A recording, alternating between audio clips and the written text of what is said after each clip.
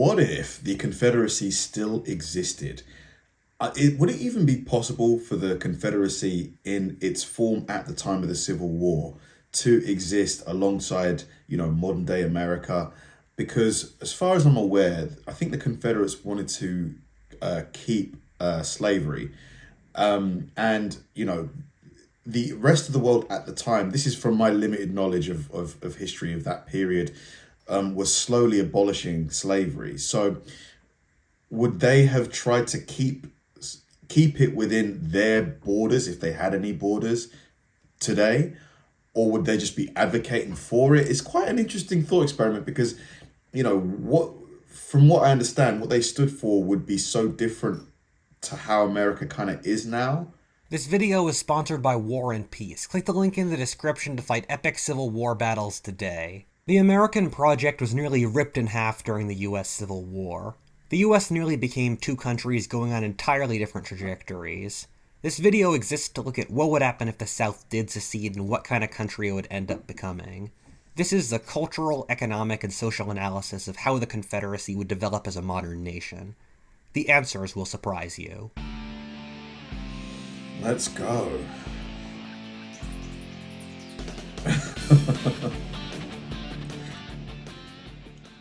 The Civil War may have ended more than 150 years ago, but you can keep fighting the most incredible battles today. This is not a what if the South won the Civil War alternate history. Well, it sort of is. However, this video gets to the heart of the issue of most what if the South won the Civil War alternate histories. I'll let you in on a little alternate history industry secret. There was no way an independent Confederacy could have survived more than 100 years. This was since the Confederacy was nearly able to win the Civil War by the quality of their leadership and some of the strengths that come from having a rural population like strong cavalry. However, once the tank and airplane got invented, the North would simply be able to outproduce the Confederacy and crush the South. The Union would hold the South's secession as an immense grudge and would want to retake it.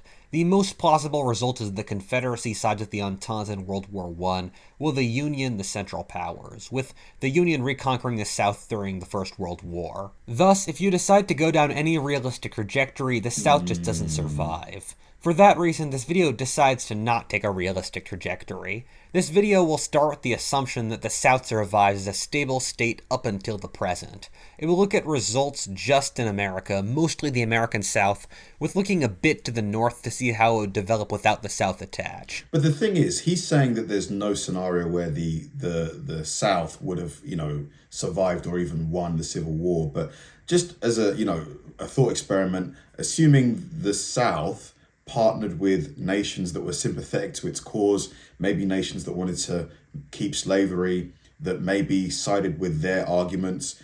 So is there truly no scenario where the South could have won the Civil War at all? There's none? I understand you can't analyze anything in a vacuum, but this is a YouTube video, not a philosophy thesis statement, and so I choose to not get stuck too far down that rabbit hole. I'm really not going to focus on how the Confederacy would get independence in the first place. Let's say they win at either Antietam or Gettysburg and march on Washington. Britain and France decide to recognize the Confederacy while the pro-peace Democrats win the 1864 election. The Confederacy's borders are influenced a great deal by how they would win the war. Let's just go with the most likely option here, which is Kentucky goes for the Union, Oklahoma, where the native tribes fought with the Confederacy, goes with it, as does the southern half of Arizona and New Mexico, which was a Confederate territory. The Confederacy got into a mountain of debt to pay for the Civil War, considering paying taxes beneath their honor, basically ruining their currency. The Confederacy would spend the first decade after the war paying this off and creating a functioning fiscal state. The Confederacy, if it were to survive, would become a strong British ally. Much of their cotton went to British factories, and the British would look for a way to weaken the more powerful North. This would put the Confederacy in the same economic category as Commonwealth nations like Canada or Australia, or like Argentina and the rest of Latin America, which were economic dependencies of Britain at the time. These nations exchanged raw goods for British-produced ones. This would result in a major existential crisis for the Confederacy. This was in that the Confederacy was a nation founded upon slavery. Because this is the thing, the British Empire, or England at the time, I believe, had abolished slavery. No? So how on earth could, the Confederacy trade with a country that opposes their ideas of slavery unless the British changed their mind to trade with the Confederacy. And the British Empire in this era was profoundly against slavery, Exactly. effectively ending it in much of Africa, Asia, and Latin America. The British would continually pressure the Confederacy to end abolish slavery. it. The Confederacy, as an economic dependency, would be forced to end slavery within several decades of independence. Similarly, as India would grow and become a bigger cotton producer across the 19th century, the South would lose negotiating power with Britain. This may sound like a bad thing for the plantation owners, and it would be to a certain extent, but there are ways of having all the pros of slavery without the cons. This is what happened with the Boers in South Africa, who, when the British forbade them from having slavery, created an apartheid system pretty close to it.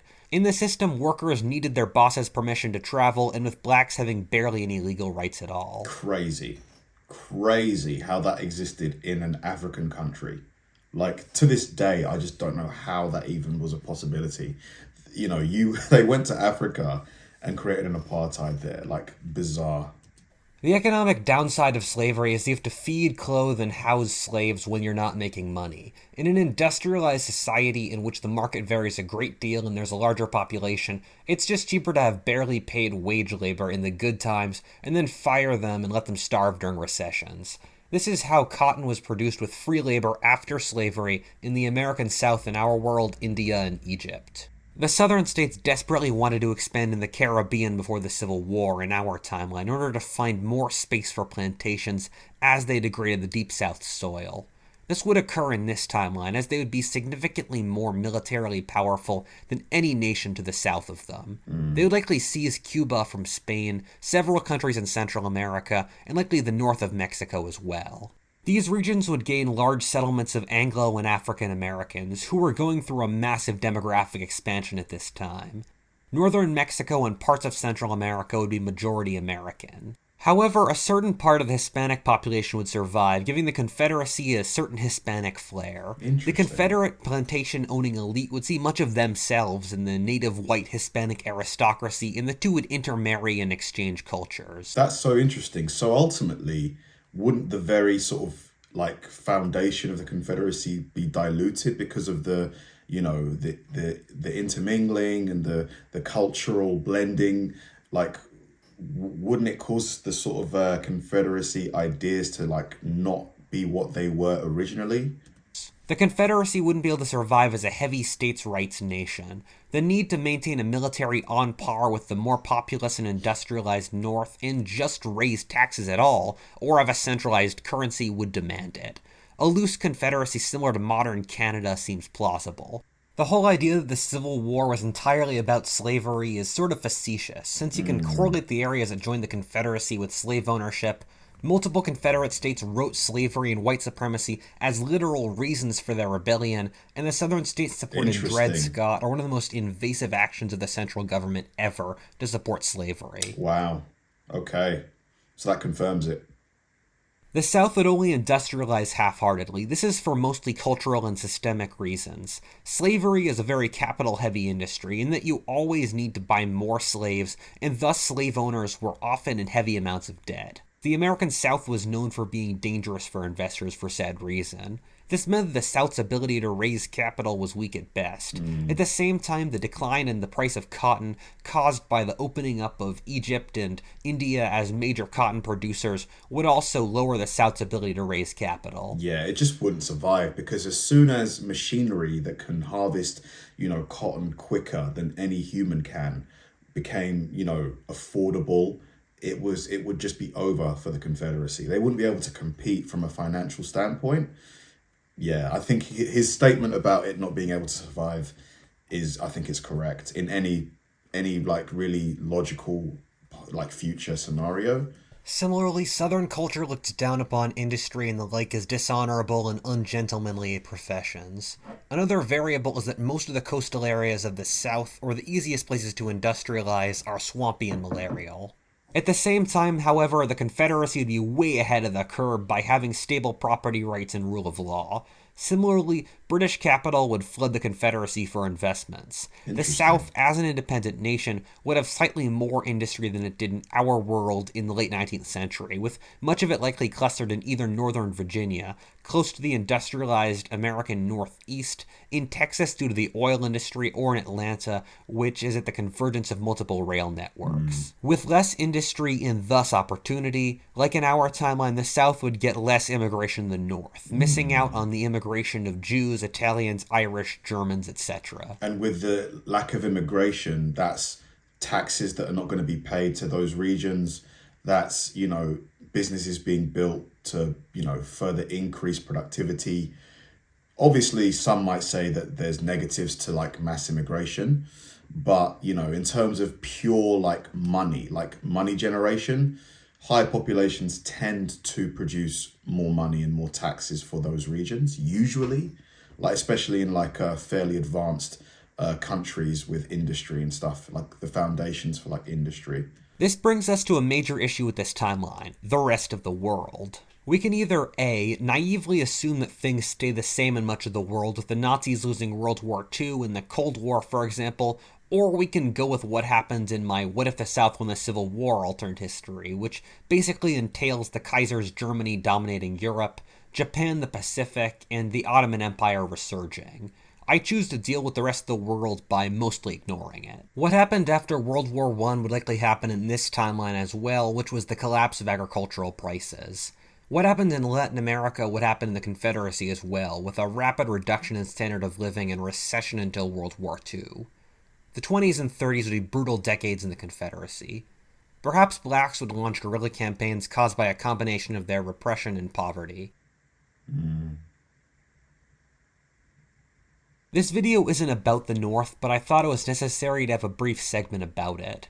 I'm also here to debunk a major misconception people have about the North and South's relations, that the North was dependent upon the South. This is just blanketly not true. This is evident in that during the Civil War, the North's economy boomed. For many of the mid-Atlantic states like Pennsylvania, it was a seminal moment in their industrialization. After the Civil War, the North's economy saw some of the greatest economic progress ever, while the South was a poor, war-ravaged wasteland. Interesting. In other words, without the South, the North would do just fine, continuing to industrialize at breakneck speed. One of the major effects... Yeah, I suppose because the North, because of the absence of like human capital, like the slaves, to like produce the cotton, etc., they were forced to like innovate and build machines, I guess.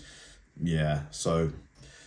would be that the North would have practically no black population. With customs and border controls, the North would be able to control immigration and would almost certainly not want black immigrants from the Confederacy for most of the 20th century. Interesting. This would have a profound effect upon music. Without the South glued into the North's industry and market, the history of music would be very different. It would. Black-derived music like R&B, soul, gospel, rap, rock, or even white Southern genres like country would be much weaker, remaining local Confederate music forms. Wow. The North would also be significantly more socially left-wing, with the South acting as a conservative force on basically every social issue in American history. Similarly, more homogenous nations tend to have wider social programs, which would also apply to the North. The North's politics would actually be slightly right of modern-day Canada. Wow, very interesting. I didn't even think of that aspect. The South would economically suffer in the 1920s and 30s, but would face an economic surge in the years after World War II. This would happen for a variety of reasons, one of which would be the improvement of medical technology, thus rendering the material condition of much of the South null. Secondly, air conditioning, which would make much more of the South habitable. This was part of a massive surge of traditionally poorer nations becoming wealthier in the years after World War II. As global capital surged across areas like Ireland, South Korea, and Eastern Europe, all of which saw massive surges in their wealth. The South would be part of this category. Exactly like our timeline, businesses would relocate to the American South for cheaper wages. The South would likely be a certain degree poorer than our timeline for several reasons. The first of which is that it wouldn't be glued into the US's massive market, and business would have to be done across a border. Secondly, education standards would be worse in the South. The North forced public education down the South's throat after the Civil War. The North and South carry very different values at education for reasons going back to the British settlers which arrived in the 17th century in each region. Even today, the southern states have the worst educational standards of any states in the Union. Really? Really? So the schools in the South tend to be worse than those in other regions of the US? I mean, obviously there's going to be places within the South with great schools, but do you agree with that? Americans watching this, is that actually true? Without being part of the same nation as the North, the Confederacy would have worse education. However, without Yankee ideas like welfare, the South could lower their costs of operating and make themselves even more attractive to foreign business, eventually acting in a similar role to what Eastern Europe has done over the last 30 years. Culturally, the Confederacy would be very interesting. Class had far more importance in the South than it did in the North. Thus, the wealthy classes of Virginia and the Deep South would control culture until the second half of the 20th century, when the poorer whites would become wealthy enough to determine culture. In the earlier era, Confederate culture would ape traditional Europe, which was the upper class's style, while the radio and TV announcers would have thick Tidewater accents. As the lower classes would get more power and the middle classes would grow, country music and rodeo would become more of national icons, while more TV announcers would talk like they were from Tennessee or Arkansas. Race is a very difficult question to figure out. In all real terms, the South has done an admirable job of dealing with race since Jim Crow.